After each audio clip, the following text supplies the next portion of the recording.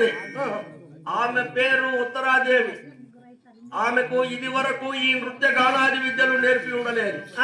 కావున నీవు నా యొక్క ఆస్థానం నందుండి నా కుమార్తెకు ఉత్తరాదేవికి ఈ నృత్య గానాది విద్యలు నేర్పగలరా?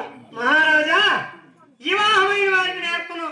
అంటే పెళ్ళైన వారికి నేర్పను. ఇంకెవరికి? పెళ్లి కాని కన్నికలకు మాత్రమే నేర్పుతున్నాం. ఇంకా పెళ్లి కాలేదు. మా పాప చిన్న పాప. అదొకటి. ఒకే సంవత్సరం ఉంటున్నా. అల్లారు ముద్దుగా పెంచుకున్నాను బిడ్డని. ఒకే ఒక బిడ్డ కాబట్టి కొట్టక తిట్టక దండించక విద్య నేర్పాలి. నేనా? అవును. ఒకవేళ అదేమన్నా దండం చేస్తే అనుకో నీ దగ్గర చేయలే బిడ్డ. మహారాజా,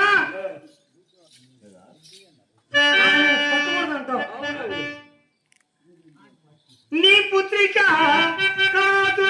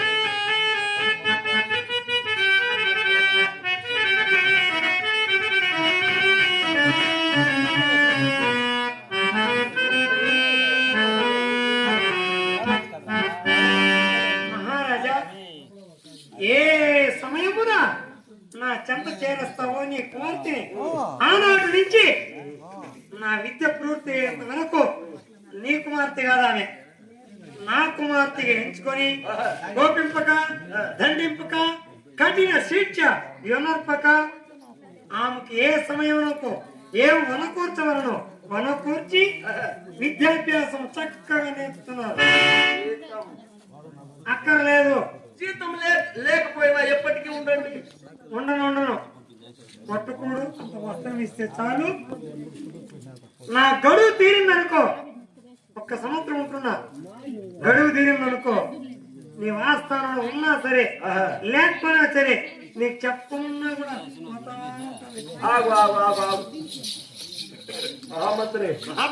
అందరూ ఒక్కొక్క వత్సర కాలం పెట్ట. సరే చూడు, ఉత్తర పర్యంకమున నర్తనశాల ఏర్పాటు చేయాలి. నాట్య మందిరాన్ని నిర్మిస్తున్నాం. రేపు సూర్యోదయమున మంచి శుభవేళ విద్యను ప్రారంభం.